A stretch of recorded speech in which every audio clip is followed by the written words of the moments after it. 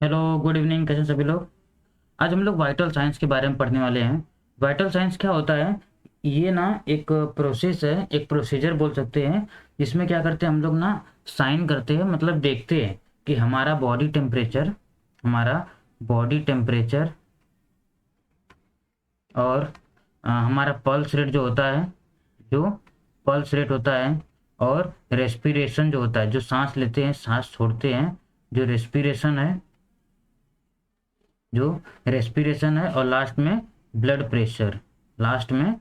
Pressure.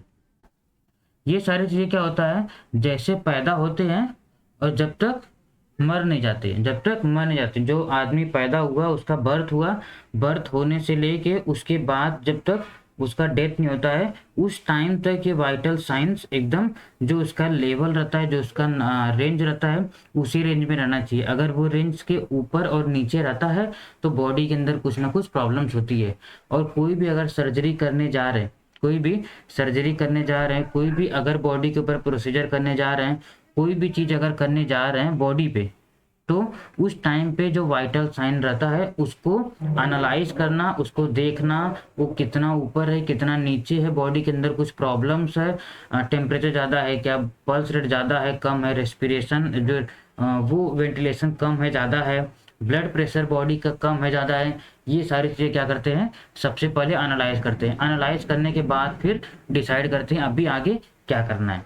Clear? वो पहले clear करने के बाद फिर आगे उसका ऑपरेशंस करेंगे या कुछ सर्जरी करना है, ये सारी चीज़ें क्या करते हैं, मेजर करते हैं। और डिफरेंट डिफरेंट चीज़ों के लिए डिफरेंट डिफरेंट इक्विपमेंट है उसको मेजर करने के लिए। जैसे जैसे हमारा एक दो को देख लो, ये हमारा टेम्परेचर है, बॉडी का टेम्परेचर। हमारा फीवर देखने के लिए क्या होता है कि बॉडी टेम्परेचर के लिए रहता है वो, तो उससे हमारा क्या पता कि बुखार है कि नहीं है, वो उससे पता चल जाएगा। जो पल्स है, तो पल्स ऑक्सीमीटर से हमारा क्या बोल, अरे सॉरी, जो ऑक्सीजन रेट रहता है वो किससे मेजर होता है। अगर हम लोग अपने फिंगर से, मैंने पल्स रेट कैसे चेक करते हैं, मैंने वो वीडियो बनाया हुआ है।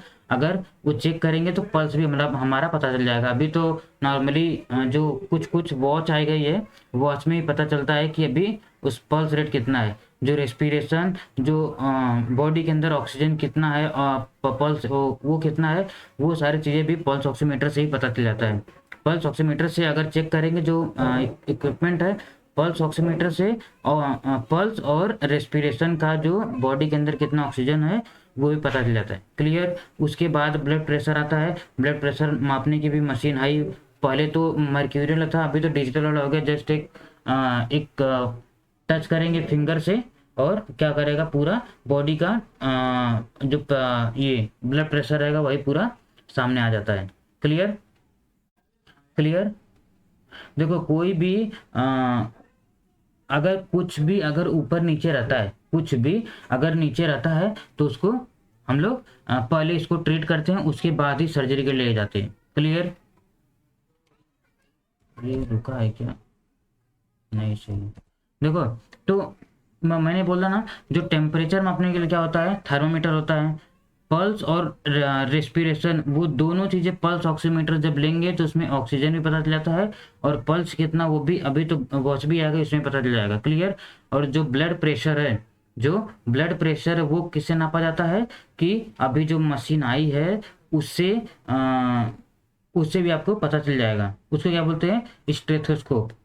स्टेथोस्कोप से हमारा तो पल्स रेट पता चल जाएगा। और हमारा अगर ब्लड प्रेशर मापना है तो जो पुराना वाला मशीन था उसको, उसका नाम है स्पायरो गाइमेनोमीटर। क्लियर? वो लेकिन अभी अभी वाला जो मशीन आई है वो तो जस्ट एक फिंगर टच करेंगे, वो तुरंत ही बता देगा। पहले मर्क्यूरी था, लेकिन मर्क्यूरी जो रहता है वो एकदम एग्जैक्ट रीडिंग रहता है, जो मर्क्यूरी जो पहले वाला मशीन था। अब बहुत सारे डॉक्टर्स नहीं यूज करते हैं, लेकिन वो वाला ज़्यादा एग्जैक्ट रीडिंग रहता था। क्लियर? अभी हम लोग क्या करते हैं, पहले टेम्परेचर को ही देख लेते हैं। टेम्परेचर को देख लेते हैं तो सबसे पहले हम लोग टेम्परेचर देखते हैं, बॉडी का टेम्परेचर कितना रहना चाहिए, कितना रहे तो फिर नॉर्मल है, वो सारी चीज़ें हम लोग देखते हैं पहले। तो इसको जो हेडिंग है उसको दूसरे कलर से लिखते हैं, टेम्परेचर।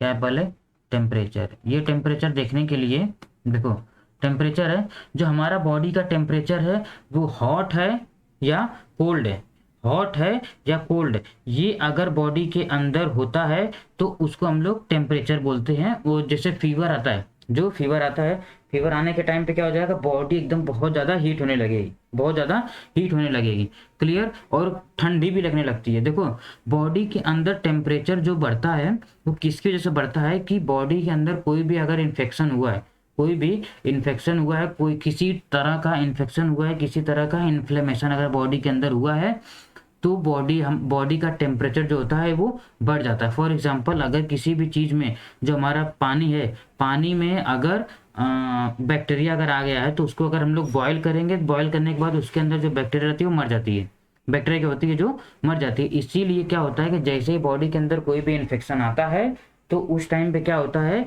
कि हमारी बॉडी एकदम ऑटोमेटिक ही हीट कर देती है। हीट करती है मतलब कि बैक्टीरिया को मारने के लिए हीट करने लगती है, क्लियर। हीट करने के लिए क्या करती है, हीट करती है बैक्टीरिया को मारने के लिए। जैसे अभी हमारे गले में खराश है, गले में खराश है, गले में थ्रोट में इन्फेक्शन है, या कोई भी तरह का कोई भी चीज़ अगर बॉडी में हुआ है, कोई किसी भी कहीं भी अगर इन्फेक्शन हुआ है, देखो डॉक्टर के पास जाते हैं तो बोलते हैं कि ये मेरा पूरा गला एकदम खराब हुआ है और फीवर भी आ रहा है, सर्दी खांसी गला, बोलते हैं सर्दी खांसी भी हुआ है और बुखार भी आ रहा है। तो मतलब क्या हुआ, सर्दी खांसी हुआ है तो मतलब बॉडी के अंदर इन्फेक्शन आ गया है। वो इन्फेक्शन किससे लड़ने के लिए बॉडी क्या हो गई, हीट हो गई, बॉडी क्या हो गई, हीट हो गई, गर्म हो गई, तो इसके लिए फीवर आया है। तो इसलिए डॉक्टर जब देता है मेडिसिन तो क्या करेगा, एंटीबायोटिक्स देगा बैक्टीरिया से को मारने के लिए, और दूसरा मेडिसिन देगा जो जो फीवर रहेगा उसको कम करने के लिए। हमारा बॉडी का जो टेम्परेचर रहता है वो कितना रहता है, जो नॉर्मल टेम्परेचर है, जो नॉर्मल टेम्परेचर है वो कितना रहता है, अगर सेल्सियस में देखेंगे, अगर सेल्सियस में देखेंगे तो 37 डिग्री सेल्सियस होता है। कितना, 37 डिग्री सेल्सियस। और अगर फ़ारेनहाइट में देखेंगे तो 98.6 डिग्री फ़ारेनहाइट, क्लियर। अगर सेल्सियस में देखेंगे तो 37 रहता है और अगर फ़ारेनहाइट में देखेंगे तो 98 रहता है। अगर यही फीवर, अगर देखो फीवर है कि नहीं है, अगर ये जो है ये सेल्सियस में अगर ये 37 के ऊपर अगर 39 तक गया है, 39 डिग्री सेल्सियस तक गया है तो मतलब क्या है कि ज़्यादा फीवर है, बॉडी एकदम बॉडी में ज़्यादा फीवर है। और अगर बॉडी में फीवर है, अगर वही इसमें अगर बोलूँ तो 102 के अगर ऊपर जाएगा, 102 के अबव जाएगा तो क्या हो जाएगा कि ये समझ लो कि बॉडी में फीवर है और बहुत ज़्यादा।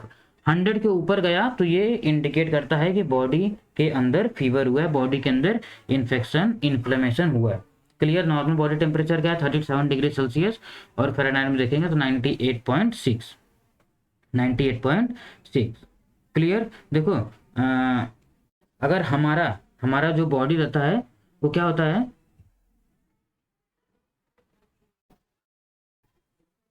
एक मिनट है,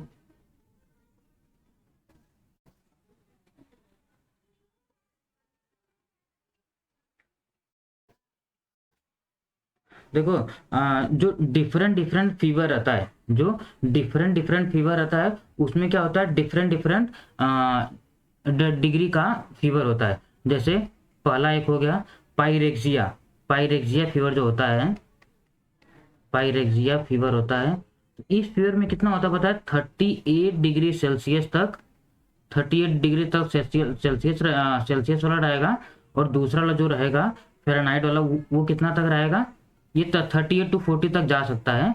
और ये 100 प्लस रहेगा, 100 टू 105 डिग्री फ़ारेनहाइट, क्लियर। और अगर हाइपर रहेगा, अगर हाइपर रहेगा, हाइपर हाइपर रहेगा तो हाइपर में क्या हो जाएगा, इसमें ज़्यादा ही फीवर आता है, इसमें ज़्यादा ही फीवर आता है, इसको हाइपर पायरेक्सिया बोलते हैं। इस हाइपर पायरेक्सिया में क्या होता है कि जो आदमी रहता है उसकी डेथ भी हो सकती है, अगर ज़्यादा टाइम तक अगर रहेगा तो डेथ भी हो सकता है। ये 42 डिग्री सेल्सियस के ऊपर जाता है, 42 डिग्री सेल्सियस के ऊपर जाता है। और उसके भी अगर ऊपर जाता है, अगर उसके भी ऊपर जाता है, क्योंकि अगर 42 गया तो उसके भी ऊपर जाने लगेगा। इस टाइम पे सिचुएशन ऐसी रहती है कि बॉडी के अंदर बहुत ज़्यादा इन्फ्लेमेशन, बहुत ज़्यादा इन्फेक्शन हो गया है, इसलिए बहुत ज़्यादा हीट कर दी है, और जो ऑर्गन रहते हैं वो धीरे धीरे क्या होते हैं, फेल होने लगते हैं, धीरे धीरे ऑर्गन क्या होने लगते हैं, फेल होने लगते हैं। तो उसको हाइपर पायरेक्सिया बोलते हैं, हाइपर पायरेक्सिया। और हाइपो भी होता है, क्या होता है, हाइपो, हाइपो पायरेक्सिया, सॉरी, हाइपोपायरेक्सिया। हाइपोपायरेक्सिया में क्या होता है कि इसमें जो बॉडी का टेम्परेचर रहता है, इसमें जो बॉडी का टेम्परेचर रहता है 34 डिग्री सेल्सियस से भी कम हो जाता है। मतलब 34 डिग्री सेल्सियस रहेगा या उससे भी कम हो जाएगा, 31, 32, इसमें भी आदमी की डेथ हो जाती है। ये दोनों कंडीशन में क्या हो जाएगा कि आदमी का डेथ हो जाएगा, आदमी का डेथ हो जाएगा। कम रहेगा तो भी, और ज़्यादा रहेगा तो पॉसिबल ही है। और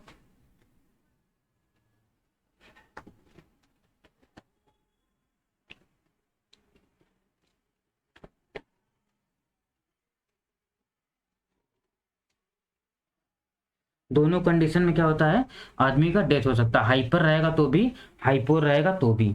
क्लियर, क्लियर हो गया। देखो हर एक टाइम पे जो फीवर रहता है वो बॉडी में अलग अलग टाइप रहता है। जैसे अगर डेंगू होता है, डेंगू या मलेरिया होता है, तो क्या होता है, ये कांस्टेंट टाइम पे ही होता है। जैसे जिस टाइम पे एक बार फीवर आता है उसी टाइम पे दूसरी बार भी और दूसरे दिन भी फीवर आएगा। हमेशा बॉडी के अंदर फीवर नहीं रहता है। क्लियर, हमेशा बॉडी के अंदर फीवर नहीं रहता है, ये कुछ कुछ केसेस में होता है। क्लियर, ये कुछ कुछ केसेस में होता है।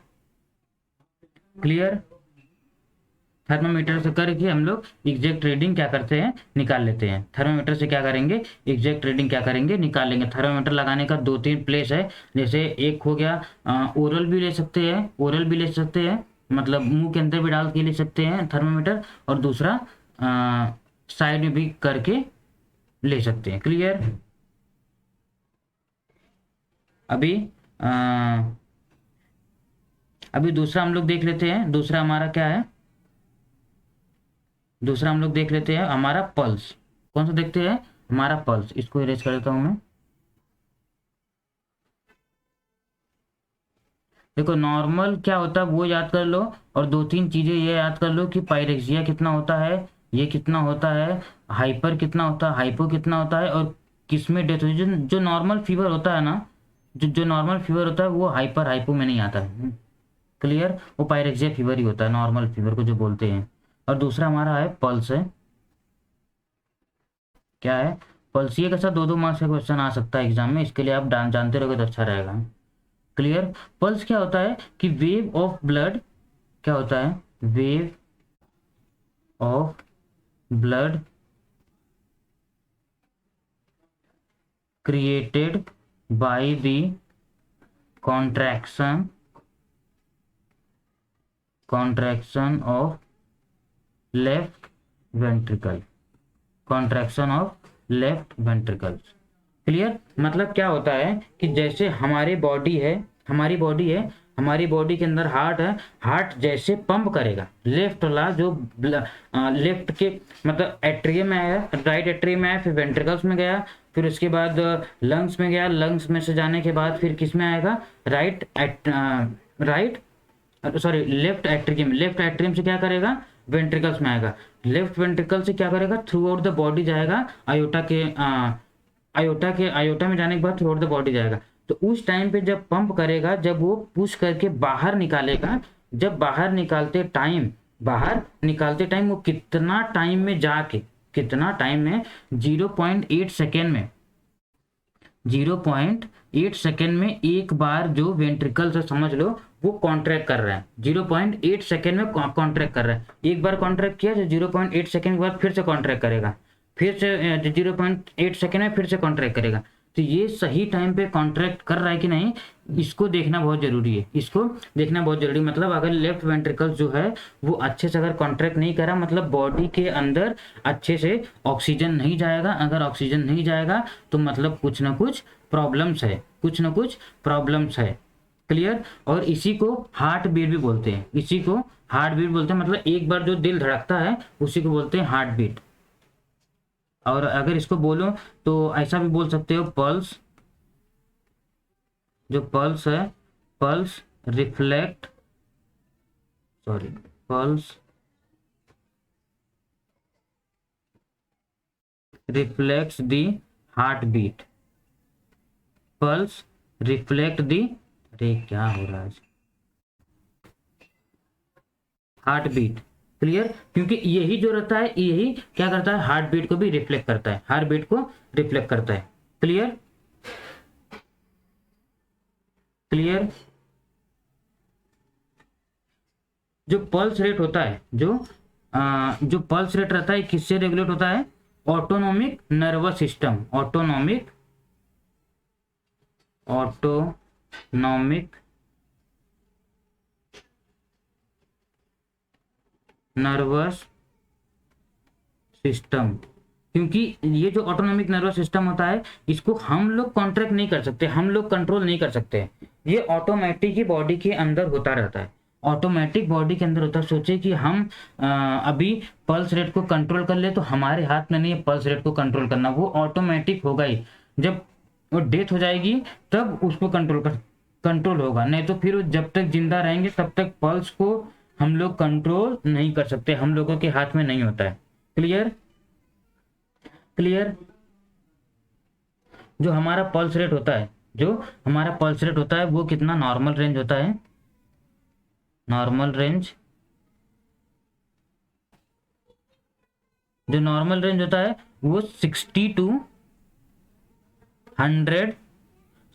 100 बीट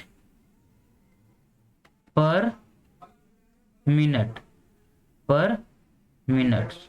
क्लियर, मतलब एक बार में 60 टू 100 बीट पर मिनट में बीट करता है। क्लियर, अगर आपको देखना हो तो मैंने वीडियो डाला भी है, उसको देख लेंगे तो आपको पता चल जाएगा कि कितना कैसे होता है, कैसे उसको अगर मापना है तो कैसे आप उसको माप कर सकते हो। Clear, clear. इसको ना अगर हार्ट बीट को ना स्टेथोस्कोप से भी देखते हैं, स्टेथोस्कोप से हार्ट बीट चेक करते हैं। जो इक्विपमेंट है उसका नाम क्या है, स्टेथोस्कोप, जो डॉक्टर कान में लगाता है, जो कान में लगा के सुनते हैं कितना दिल धड़क रहा है, वो अभी तो नॉर्मल वॉच में भी आ गया है लेकिन वो एग्जैक्ट नहीं होता है, लेकिन एक अपने अनुमान के लिए लगा लेते हैं। ये जो हार्ट बीट रहता है ये अगर नॉर्मल स्लीपिंग पोजीशन पे है, जो स्लीपिंग पोजीशन पे है तो नॉर्मल 60 टू 70 75 बीच के बीच में रहेगा। अगर सो रहे हैं तो उसी टाइम पे अगर ड्रीम कोई आ रहा है तो वो 80 प्लस जाएगा, और यही अगर एग्जाम हॉल में बैठे हुए हैं तो उस टाइम पे भी जो इसका रेंज रहेगा 100 टू 110, 90 टू 110 के बीच में रहेगा, जो नॉर्मली जो इसका रेंज रहता है पल्स का। क्योंकि एग्जाम टाइम बैठे हैं तो बहुत सारा टेंशन होता रहता है, टेंशन होता रहेगा, अरे क्या होगा क्या नहीं। और ये जो होता है, ये जो पल्स रेट रहता है, ये पल्स रेट जो होता है वो एज और एज के हिसाब से डिसाइड होता है। एज के हिसाब से मतलब क्या होता है कि जो बच्चा रहता है, जो बच्चा रहेगा, बच्चा मतलब जो इन्फेंट रहेगा, इन्फेंट जो रहते हैं, इन्फेंट का नॉर्मल रेंज क्या है, ये तो अडल्ट का हो गया। जो इन्फेंट का कितना रहता है वो 100 टू 160 बीट पर मिनट होता है। कितना, 100 टू 160। नॉर्मल अडल्ट का कितना रहता है 60 टू 100, लेकिन अगर बच्चे की बात करी जाए तो 100 टू 160 के बीच में उनका नॉर्मल रेंज है, उनका नॉर्मल रेंज है। क्लियर,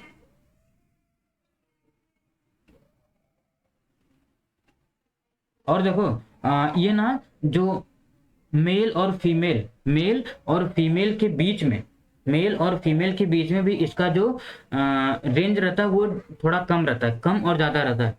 देखो जब प्यूबर्टी का एज रहता है, जब प्यूबर्टी का एज रहता है तो उस टाइम पे जो मेल का जो हार्ट बीट जो पल्स रेट रहेगा वो क्या हो जाएगा कि थोड़ा ज़्यादा रहेगा कंपेयर टू अगर 70 अगर मेल का है प्यूबर्टी के टाइम पे, तो प्यूबर्टी के टाइम पे अगर कोई फीमेल है तो उस टाइम पे उसका जो पल्स रेट रहेगा वो कितना रहेगा 100, अरे सॉरी, अगर उसका 70 है तो उसका 60 रहेगा, 70 है अगर मेल का तो इसका 60 रहेगा।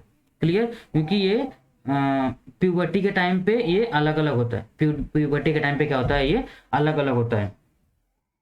क्लियर। और जो ये स्टिमुलेट कैसे होता है पता है, ये डिफरेंट टाइम पे डिफरेंट डिफरेंट होता है।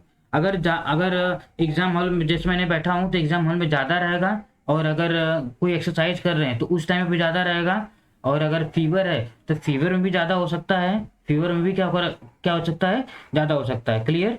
और अगर पेन रहेगा, एंजाइटी रहेगी, तो उस टाइम पे भी ये ऊपर नीचे हो सकता है। Clear.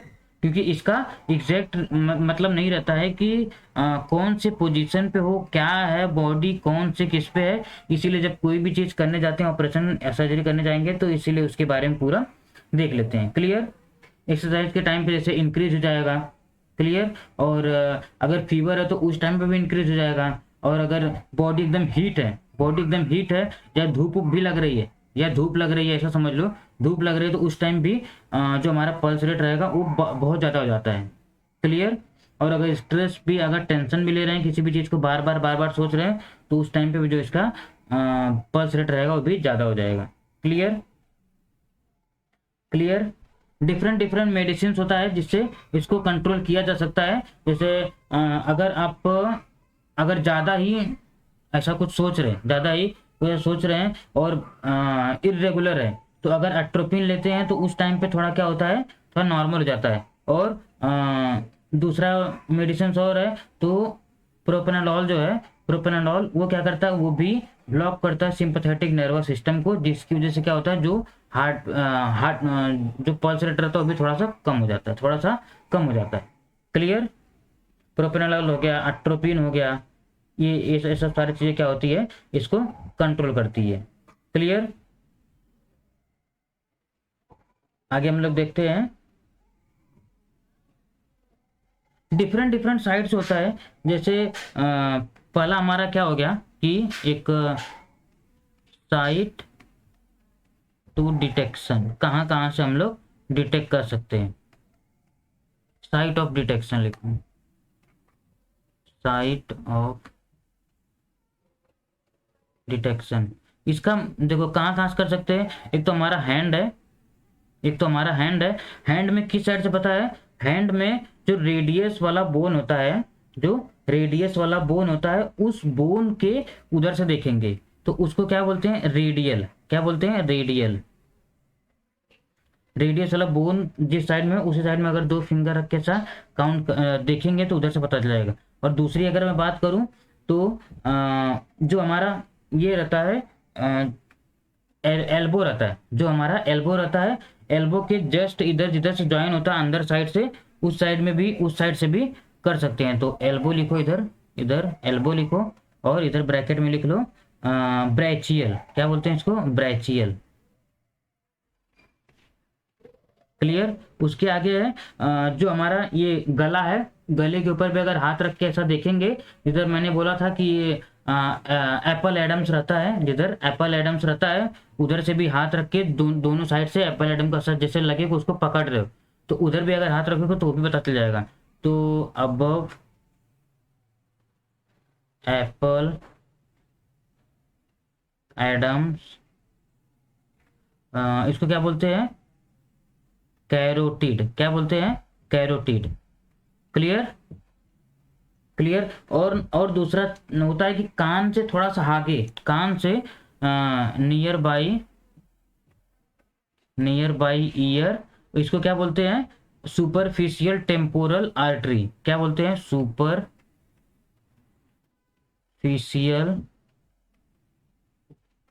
Temporal artery, superficial temporal artery. Clear. और भी दो तीन चीजें हैं, जैसे कमर के पास भी देख सकते हो, हाथ जो पैर हमारा नीचे ये जो क्या बोलते हैं इसको, एड़ी जो बोलते हैं, उधर भी से भी देख सकते हैं। ये सब सारा प्लेस है जिधर से हम लोग पल्स चेक कर सकते हैं। क्लियर। लेकिन नॉर्मली जो हाथ रहता है उधर से ही देखते हैं, जिधर हाथ रहता है, जो रेडियस वाला प्लेस रहता है उधर से ही ज़्यादा अच्छे से देख लेते हैं। क्लियर। उधर से हम लोग क्या आते हैं, रेट, उसका रिदम, उसका वैल्यूम, ये सब सारी चीज़ें क्या करते हैं, डिटेक्ट कर सकते हैं। क्लियर। अगर आपको देखना कैसे देखते हैं वो फिर आप जाके वीडियो देख सकते हैं, तो उधर आपको पता चल जाएगा। क्लियर। अगर देखो जो अडल्ट है, अडल्ट है उसका जो बीट है 100 बीट पर मिनट है, 100 बीट पर मिनट है। मतलब क्या होता है 100 बीट से और अगर ज़्यादा है, 100 से अगर ज़्यादा है तो उसको क्या बोलते हैं, टैकीकार्डिया। क्या बोलते हैं, टैकीकार्डिया। अगर 100 बीट से ज़्यादा है और अगर 60 के नीचे है, अगर बिलो 60 है, ये मतलब ऐसा ज़्यादा हो गया 100 से और 60 के नीचे है बीट पर मिनट, तो उसको क्या बोलते हैं, ब्रेडिकार्डिया। क्या बोलते हैं,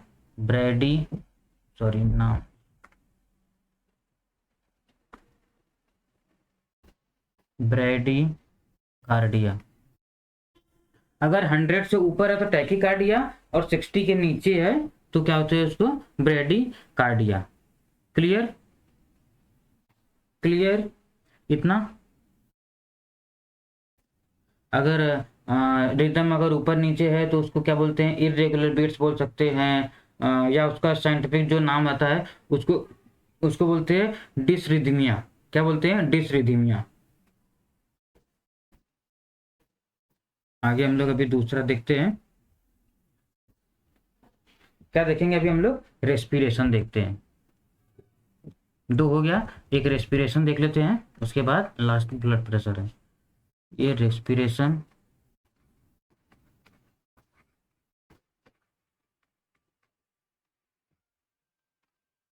रेस्पिरेशन क्या होता है, रेस्पिरेशन जो हमारा ब्रीथ जो कार्बन ऑक्सीजन बॉडी के अंदर लिए, ऑक्सीजन बॉडी के अंदर लिए और कार्बन डाइऑक्साइड छोड़ दिए, कार्बन डाइऑक्साइड बाहर निकाले, तो इसको क्या बोलते हैं, इनटेक ऑक्सीजन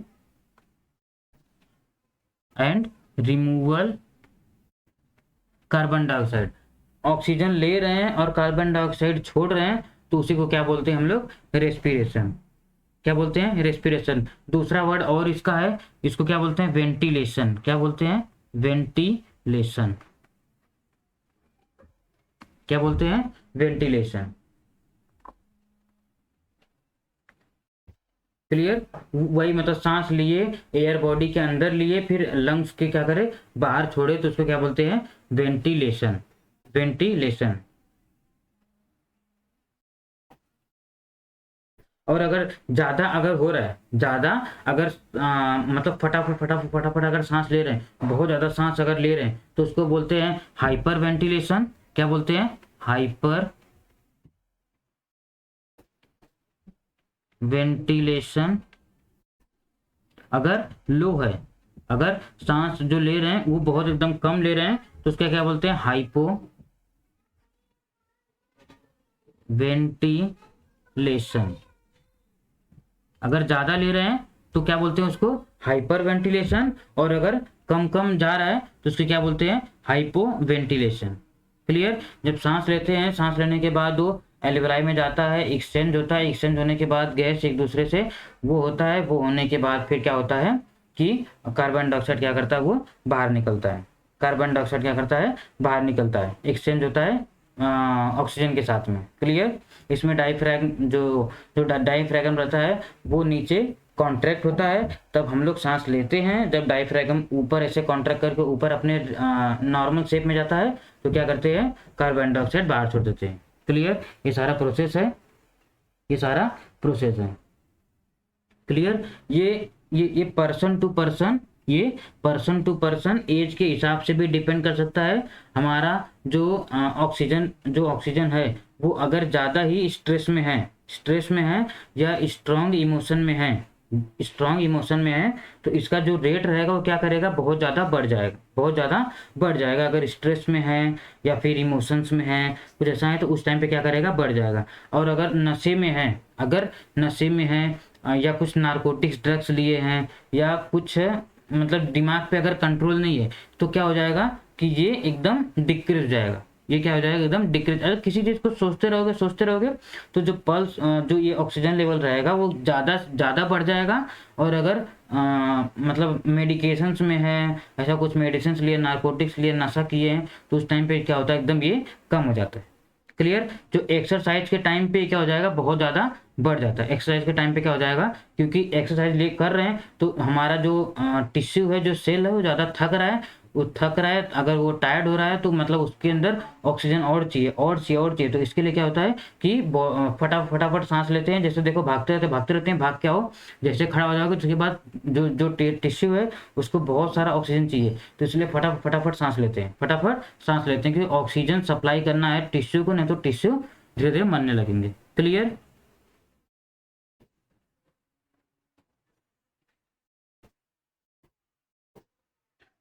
क्लियर हो गया। और अगर फीवर होता है, अगर बॉडी के अंदर फीवर होता है, तो उस टाइम पे भी जो जो रेस्पिरेटरी रेट है, जो रेस्पिरेटरी रेट है, जो ऑक्सीजन रेट है, वो क्या हो जाएगा, ज़्यादा बढ़ जाता है। अगर कौन से टाइम पे, ये फीवर में क्या होता है, फीवर में। और देखो मैंने क्या बोला था, जो पल्स रेट होता है, जो पल्स रेट होता है वो मेन में ज़्यादा होता है और वुमेन्स में कम होता है। क्लियर। लेकिन इसमें उल्टा होता है, इसमें उल्टा होता है। जो मेन का जो जो रेस्पिरेटरी है, जो रेस्पिरेटरी जो सांस लेने की क्षमता है, एज कंपेयर टू फीमेल्स वो कम है। एज कंपेयर टू फीमेल्स क्या है, कम है। अगर वो समझ लो कि कुछ अगर ले रहे हैं, कुछ अगर परसेंट ले रहे हैं, तो उनका जो परसेंटेज रहेगा मेल का, वो कम होता है as compare to women. Clear. जो रेस्ट पोजीशन पे रहते हैं, तो अगर सोए हैं, कुछ अगर काम नहीं कर रहे हैं, तो उस टाइम पे जो ऑक्सीजन लेवल रहेगा वो एकदम कम रहेगा, बॉडी एकदम आराम से रिलैक्स रहेगी, तो उसमें कुछ नहीं जरूरत रहता। क्लियर। और देखो हेल्दी जो रहता है, जो हेल्दी रहते हैं, उनका जो रेट रहता है, उनका जो रेट रहता है वो कितना रहता है, 15 टू 18, 15 टू 18 पर मिनट, 15 टू 18 पर मिनट। मतलब जो ऐसे सांस लेते हैं, जैसे सांस लेते हैं वो 15 से 18 एक एक मिनट में करते हैं, 15 से 18 एक मिनट में करते हैं। क्लियर। जैसे जैसे एज बढ़ती जाएगी, वैसे वैसे जो रेस्पिरेटरी रेट होता है वो क्या हो जाएगा, जो रेट जो जो रेस्पिरेटरी रेट है वो क्या करेगा, धीरे धीरे इंक्रीज होने लगता है। देखो जो बूढ़े लोग रहते हैं फटाफट सांस लेते हैं, फटाफट सांस लेते हैं, उनको हमेशा सांस की दिक्कत होने लगती है। क्लियर। क्लियर। अब जैसे नॉर्मल अगर रेट है, अगर नॉर्मल रेट है, तो उसको क्या बोलेंगे, यूपनिया। क्या बोलते हैं, यूपनिया। अगर नॉर्मल रेट है तो। और अगर स्लो है, अगर स्लो है, इधर पहले लिख दो स्लो। अगर स्लो है, अगर स्लो है, तो उसको क्या बोलते हैं, ब्रेडिकार्डिया। क्या बोलते हैं, ब्रेडी, अरे वो भी लिख सकते हैं, लेकिन इसको जो ये ऊपर लिखा हूं तो उसी लिखोगे तो अच्छा रहेगा। ब्रेडिपनिया। और अगर फास्ट है, अगर फास्ट है तो टैकिपनिया। क्लियर। नॉर्मल है तो इपनिया, स्लो है तो ब्रेडी, और फास्ट है तो ट्रैकिंग। क्लियर। क्लियर। अगर न्यू बॉर्न रहता है ना, अगर यही इन्फेंट रहेगा, अगर यही इन्फेंट रहेगा, बेबी रहेगा छोटा सा, तो उसका ये कितना हो जाएगा, 30 टू 90 तक ही जाता है, 30 टू 90 पर मिनट होता है एवरेज इसका। क्लियर। और फिर धीरे धीरे धीरे धीरे कम होने लगता है, बच्चे फिर होते हैं तो उनका 25 से 30 तक जाता है। फिर उसके बाद जैसे फिर बड़े होते हैं, फिर 15 से 18 के बीच में ही रहता है, 15 से 18 के बीच में ही रहता है। क्लियर। अभी हम लोग लास्ट देखते हैं, ब्लड प्रेशर।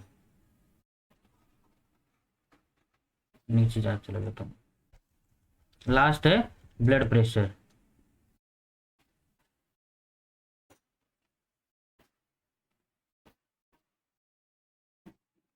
ब्लड प्रेशर तो पता ही है, बॉडी के अंदर कितना अच्छे से ब्लड और जो आर्टरीज है, आर्टरीज में कितना वो ब्लड फ्लो हो रहा है, किस वे में फ्लो हो रहा है, कितना उस पे वॉल पे प्रेशर आ रहा है, ये सारी चीजें हम लोग क्या करेंगे आज अभी देखेंगे। क्लियर। ये जो इसको हम लोग लिखते किसमें है, millimetre, millimetre, millimetre of mercury, millimetre of mercury. Clear. कि किसमें दिखाते हैं इसको, मिलीमीटर ऑफ मर्क्यूरी, क्योंकि जो मैंने बोला ना मर्क्यूरी रहता है तो मर्क्यूरी में देखते हैं। क्लियर। दो टाइप का प्रेशर होता है, एक होता है सिस्टोलिक, एक होता है सिस्टोलिक और दूसरा होता है डायस्टोलिक। एक होता है सिस्टोलिक और दूसरा होता है डायस्टोलिक। क्लियर। जब हमारा वेंट्रिकल जो होता है ना, वो अगर वेंट्रिकल्स अगर कॉन्ट्रैक्ट होता है, वेंट्रिकल कॉन्ट्रैक्ट होगा, उसको क्या बोलेंगे, सिस्टोल। और वेंट्रिकल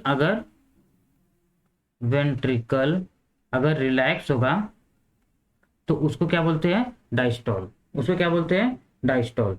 कॉन्ट्रैक्शन मतलब जैसे कॉन्ट्रैक्ट होगा तो क्या हो जाएगा, जो हार्ट के अंदर जो भी ब्लड आया हुआ है वो थ्रू आउट द बॉडी जाने के लिए रेडी हो जाएगा, थ्रू आउट द बॉडी जाने के लिए रेडी हो जाएगा। जैसे कॉन्ट्रैक्ट करेगा तो पूरा बॉडी में जाने के लिए रेडी हो जाएगा। और डायस्टोल मतलब रिलैक्स हुआ, उसके अंदर ब्लड आके भरेगा, उसके अंदर ब्लड आके जब भर रहा है तो उसको डायस्टोल बोल रहे हैं। जब वो पंप करके अपने को सिकुड़ा के वो पूरा बॉडी के बाहर भेज रहा है तो उसको क्या बोलते हैं, उसको क्या बोलते हैं, डायस्टोल। सिस्टोल मतलब बॉडी के अंदर ले रहा है और डायस्टोल मतलब बॉडी के बाहर छोड़ रहा है। क्लियर। क्लियर। इसको देखो दो चीजों से हम लोग मापते हैं, दो चीजों से मापते हैं। देखो एक तो हम लोग स्टेथोस्कोप से क्या देखते हैं, हार्ट बीट देख रहे हैं, हार्ट बीट देख रहे हैं, हार्ट, और उसी चीज से हम लोग सिस्टोल और डायस्टोल देखते हैं, उसी चीज से सिस्टोल डायस्टोल देखते हैं। और जो मशीन रहती है, मशीन में मर्क्यूरी बताती है कि कितना एग्जैक्ट रीडिंग आ रहा है, वो उसका नाम क्या है, मैं लिखता हूं इस PHYGMO, sorry GMO meter, sphygmomanometer. Clear. Sphygmomanometer. Clear. इसको ना और दूसरा और भी नाम है उसका, उसके क्या बोलते हैं, बीपी कफ, बीपी कफ। क्लियर। जो नॉर्मल जो रहता है, जो नॉर्मल रेट रहता है वो कितना होता है, 120 और डिवाइडेड बाई 100, 120 डिवाइड बाई 100, ये क्या है, नॉर्मल रेंज है ब्लड प्रेशर का, ब्लड प्रेशर का नॉर्मल रेंज है। क्लियर।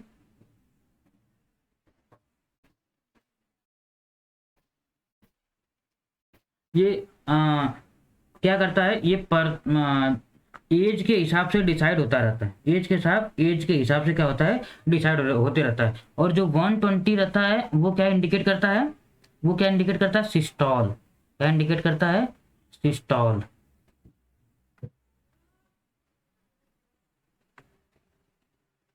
ये क्या इंडिकेट करता है, सिस्टोल। और ये क्या इंडिकेट करता है, डायस्टोल। क्लियर। सिस्टोल कौन दिखाता है, 120, और डायस्टोल क्या दिखाता है, 80। मतलब रिलैक्स हुआ तो मतलब रिलैक्स मतलब कम ही रहेगा, कम ही प्रेशर पड़ा।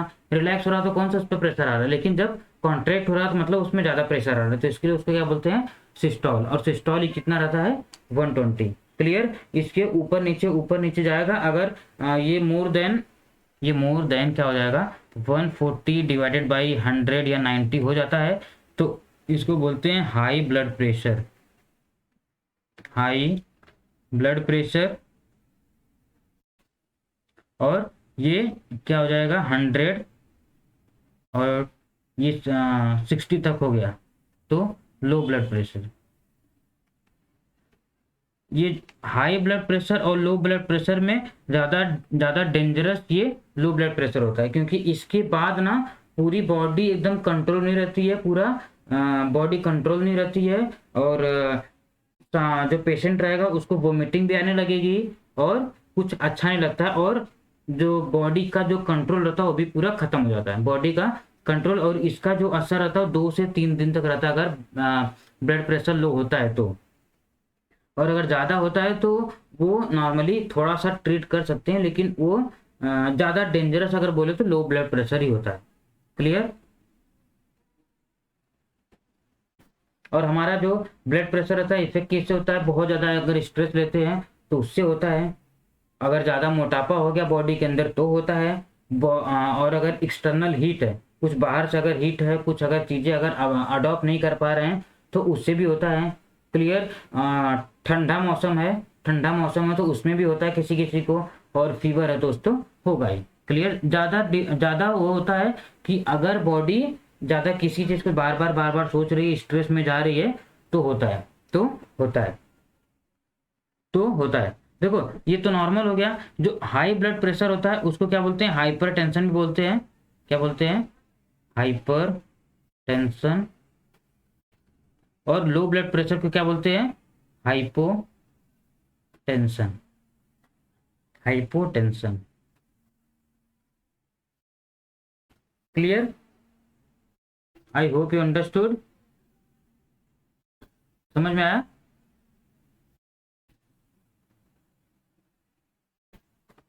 समझ में आ गया आपको? देखो यही है, 4 चीजें थी, ये सारी चीजें ब्लड, ये सारी चीजें बॉडी के लिए बहुत इसेंशियल होती है।